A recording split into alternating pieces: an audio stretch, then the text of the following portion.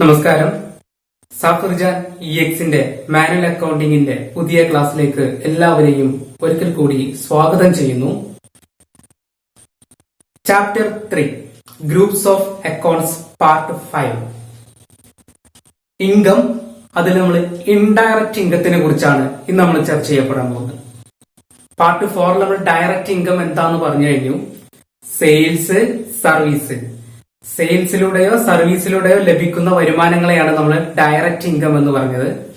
അങ്ങനെയാണെന്നുണ്ടെങ്കിൽ ഇനി indirect income എന്താണെന്നാണ് പറയാൻ പോകുന്നത്. അപ്പൊ നിങ്ങൾ ചെയ്യേണ്ടത്, ഇതുവരെ ഈ ചാനൽ നിങ്ങൾ സബ്സ്ക്രൈബ് ചെയ്തില്ലെങ്കിൽ എന്തായാലും സബ്സ്ക്രൈബ് ചെയ്യാം. മാക്സിമം മറ്റുള്ളവർക്കൊക്കെ ഷെയർ ചെയ്യുക. നിങ്ങളുടെ വിലയേറിയ അഭിപ്രായങ്ങൾ കമന്റ് ബോക്സിൽ രേഖപ്പെടുത്തുക. ലൈക്ക് ചെയ്യാൻ മറക്കരുത്. നിങ്ങൾ സബ്സ്ക്രൈബ് ചെയ്യുന്നതോടൊപ്പം അതിന്റെ ബെല്ലൈക്കൺ കൂടി എനേബിൾ ചെയ്യാം. അപ്പൊ നമുക്ക് ക്ലാസ് സ്റ്റാർട്ട് ചെയ്യാം. നമ്മൾ ഡയറക്റ്റ് ഇൻകം വളരെ സിമ്പിൾ ആയ രീതിയിലൂടെയാണ് പറഞ്ഞത് അല്ലെ. ഇത് നമുക്ക് സിമ്പിൾ തന്നെയാണ്. ഇൻഡയറക്റ്റ് ഇൻകം എന്ന് പറഞ്ഞു കഴിഞ്ഞാലും നമുക്ക് ഏതാണ്ട് ഒരേപോലെ തന്നെയാണ് വരുന്നത്. അപ്പൊ എന്താണ് ഇൻഡയറക്റ്റ് ഇൻകം? അതായത് നമ്മൾ നേരത്തെ ഡയറക്റ്റ് ഇൻകം പറഞ്ഞത് സെയിൽസിലൂടെയോ സർവീസിലൂടെയോ ലഭിക്കുന്ന വരുമാനങ്ങൾ. അതിന് നേരെ ഓപ്പോസിറ്റ് ചിന്തിച്ചാൽ മതി. അതല്ലാത്ത ഇൻകങ്ങൾ എന്ന് ചിന്തിച്ചാൽ മതി. അതായത് സെയിൽസും അല്ല സർവീസും അല്ല. അപ്പൊ ഒരു ബിസിനസ്സിലേക്ക് സെയിൽസിലൂടെയോ സർവീസിലൂടെയോ അല്ലാതെ മറ്റെല്ലാ മേഖലകളിൽ നിന്നും ലഭിക്കുന്ന വരുമാനങ്ങളെയാണ് ഇൻഡയറക്റ്റ് ഇൻകം എന്ന് പറയുന്നത്. സെയിൽസും അല്ല സർവീസും അല്ല, അല്ലാത്ത വേറെ എന്തൊക്കെ മെത്തേഡിലൂടെ നമുക്ക് നമ്മുടെ കമ്പനിയിലോട്ട് വരുമാനങ്ങൾ വരുന്നുണ്ടോ ആ വരുമാനങ്ങളൊക്കെ നമുക്ക് ഇൻഡയറക്റ്റ് ഇൻകങ്ങളാണ്. ഇവിടെ നോക്കാം, ഞാൻ ഇവിടെ കുറച്ച് എക്സാമ്പിൾ കൊടുത്തിട്ടുണ്ട്. സിമ്പിൾ ആയ ഒരു എക്സാമ്പിൾ തന്നെയാണ്. നമുക്ക് നോക്കാം. Commission received, indirect income. Commission നമുക്ക് ഇങ്ങോട്ട് കിട്ടുകയാണെങ്കിൽ, നമ്മൾ നേരത്തെ കമ്മീഷൻ പെയ്ഡ് പറഞ്ഞു, എംപ്ലോയീസിനൊക്കെ കമ്മീഷൻ പെയ്ഡ് ചെയ്യുമ്പോൾ അത് ഇൻഡയറക്റ്റ് എക്സ്പെൻസ് ആണെന്ന് പറഞ്ഞു കഴിഞ്ഞു. ഇത് നമുക്ക് ഇൻഡയറക്റ്റ് ഇൻകം ആണ്, നമ്മൾ കമ്പനിയിലോട്ട് ഇങ്ങോട്ട് കമ്മീഷൻ കിട്ടുമ്പോൾ. അതുപോലെ തന്നെയാണ് റെന്റ് റെസീവ്ഡ്. നമ്മുടെ കമ്പനിക്ക് മറ്റെന്തെങ്കിലും ബിൽഡിംഗ് അല്ലെങ്കിൽ മറ്റെന്തെങ്കിലും റൂമുകളോ ഒക്കെ ഉണ്ടെങ്കിൽ അത് നമ്മൾ വാടകയ്ക്ക് കൊടുത്തു കഴിഞ്ഞാൽ നമുക്ക് അതിൽ നിന്ന് റെന്റ് കിട്ടും, റെന്റ് റിസീവ് ചെയ്യാം. അത് നമുക്ക് ഇൻഡയറക്റ്റ് ഇൻകം ആണ്. മറ്റൊന്നാണ് ഇൻട്രസ്റ്റ് റെസീവ്ഡ് അല്ലെങ്കിൽ ഇൻട്രസ്റ്റ് ഓൺ ബാങ്ക് ഡെപ്പോസിറ്റ് എന്നൊക്കെ പറയാം.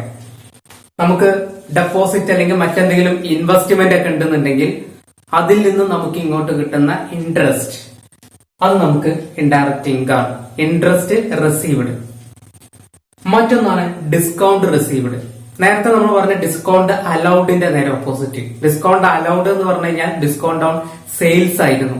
നമ്മൾ ഗുഡ്സ് ഇത്ര രൂപക്ക് വിൽക്കുമ്പോൾ കസ്റ്റമറിന് നമ്മൾ അനുവദിച്ചു കൊടുക്കുകയായിരുന്നു.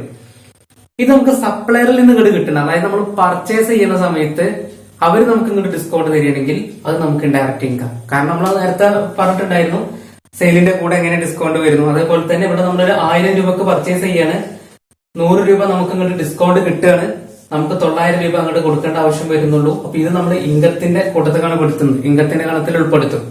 അപ്പൊ ഡിസ്കൗണ്ട് റെസീവ്ഡ്. മറ്റൊന്ന് പ്രോഫിറ്റ് ഓൺ ലാൻഡ് അല്ലെങ്കിൽ മറ്റെന്തെങ്കിലും അസറ്റുകൾ. അസറ്റുകളെ കുറിച്ച് നമ്മൾ ഇതുവരെ പറഞ്ഞിട്ടില്ല, അതുകൊണ്ട് ഞാൻ അസറ്റിനെ കുറിച്ച് എന്താന്ന് പറയാത്തത്. ഏതായാലും ഇവിടെ എങ്ങനെ കൊടുക്കാണ്, പ്രോഫിറ്റ് ഓൺ ലാൻഡ്. ഭൂമി നമുക്ക് വിറ്റ് കഴിഞ്ഞാല്, നമ്മൾ വിൽക്കുന്ന സമയത്ത് ഇപ്പൊ നമ്മളൊരു 1 ലക്ഷത്തിന് വാങ്ങിയിട്ടുള്ള ഭൂമി നമ്മൾ വിൽക്കുന്നത് 2 ലക്ഷത്തിനാണെന്നുണ്ടെങ്കിൽ അതിൽ എത്രയാണോ അധികം വന്നത് നമ്മുടെ പ്രോഫിറ്റ് ആയിട്ടാണ് കൂട്ടുന്നത്. അത് നമ്മൾ ഇൻഡയറക്റ്റ് ഇൻകത്തിനാണ് ഉൾപ്പെടുത്തുക. അതുപോലെ അപ്രീസിയേഷൻ എന്താണെന്ന് നമ്മൾ ഇനി കുറെ അങ്ങോട്ട് പോയി കഴിഞ്ഞാൽ കുറെ ശേഷം നമുക്ക് ഇനി പഠിക്കാനുള്ള സംഭവമാണ്. എന്തായാലും പറയാം, അപ്രീസിയേഷൻ എന്ന് പറഞ്ഞാൽ വില കൂടുക. എന്തെങ്കിലും ഒരു വസ്തുവിൽ നമുക്ക് വാങ്ങിക്കഴിഞ്ഞാല് പിന്നീട് അത് കാലങ്ങൾ കൂടുമ്പോഴും അതിങ്ങനെ അതിന്റെ മൂല്യം വർദ്ധിച്ചുകൊണ്ടിരിക്കും. അത് നമുക്ക് ഇൻഡയറക്റ്റ് ഇൻകം ആണ്. അപ്പൊ ഇത്രയും നമുക്ക് ഇൻഡയറക്റ്റ് ഇൻകം എന്ന് വെച്ചാൽ ഇത് മാത്രമല്ല, ഇനി വരുന്ന വേറെ എന്തെല്ലാം മേഖലകളിൽ നമുക്ക് കിട്ടുന്നുണ്ടോ അതൊക്കെ ഇൻഡയറക്റ്റ് ഇൻകങ്ങളാണ്. അത്തരം ഇൻകങ്ങളൊക്കെ അപ്പൊ സെയിൽസും അല്ല സർവീസും അല്ല എന്ന് വെച്ചാൽ ഗുഡ്സ് വിറ്റിട്ടും അല്ല, നമ്മൾ സർവീസ് ചെയ്തിട്ടും അല്ല നമുക്ക് കിട്ടുന്നതെന്നുണ്ടെങ്കിൽ അത്തരം ഇൻകങ്ങളൊക്കെ നമ്മൾ ഇൻഡയറക്റ്റ് ഇൻകത്തിലാണ് ഉൾപ്പെടുത്തുന്നത്. അപ്പൊ ഡയറക്റ്റ് ഇൻകം, ഇൻഡയറക്റ്റ് ഇൻകം. അപ്പൊ ഡയറക്റ്റ് ഇൻകം നമ്മൾ പാർട്ട് 4 പറഞ്ഞു കഴിഞ്ഞു, ഇൻഡയറക്റ്റ് ഇൻകം നമ്മൾ പാർട്ട് 5 പറഞ്ഞു കഴിഞ്ഞു. അപ്പൊ ഇൻകം ഇതോടുകൂടി ഓക്കെ ആയി. അപ്പൊ ഇതുവരെ നമ്മൾ പറഞ്ഞതിൽ എക്സ്പെൻസ് കഴിഞ്ഞു, ഇൻകം കഴിഞ്ഞു. എക്സ്പെൻസിൽ ഡയറക്റ്റ് എക്സ്പെൻസ് കഴിഞ്ഞു, ഇൻഡയറക്റ്റ് എക്സ്പെൻസ് കഴിഞ്ഞു. ഇൻകത്തില് ഡയറക്റ്റ് ഇൻകം കഴിഞ്ഞു, ഇൻഡയറക്റ്റ് ഇൻകം കഴിഞ്ഞു. ഇനി നമുക്ക് പാർട്ട് 6 ആണ് അടുത്തായിട്ട് നമുക്ക് ഉണ്ടാവുക. അപ്പൊ നമുക്ക് നിങ്ങൾ എന്ത് ചെയ്യുക, ആ ഒരു ക്ലാസ്സിന് വേണ്ടി വെയിറ്റ് ചെയ്തിരിക്കുക. അപ്പൊ വീണ്ടും നമുക്ക് ആ ഒരു ക്ലാസ്സിൽ, അതായത് പാർട്ട് 6 ഗ്രൂപ്പ്സ് ഓഫ് അക്കൗണ്ട്സിന്റെ പാർട്ട് 6 വീണ്ടും കാണാം. അതുവരേക്കും എല്ലാവർക്കും നമസ്കാരം.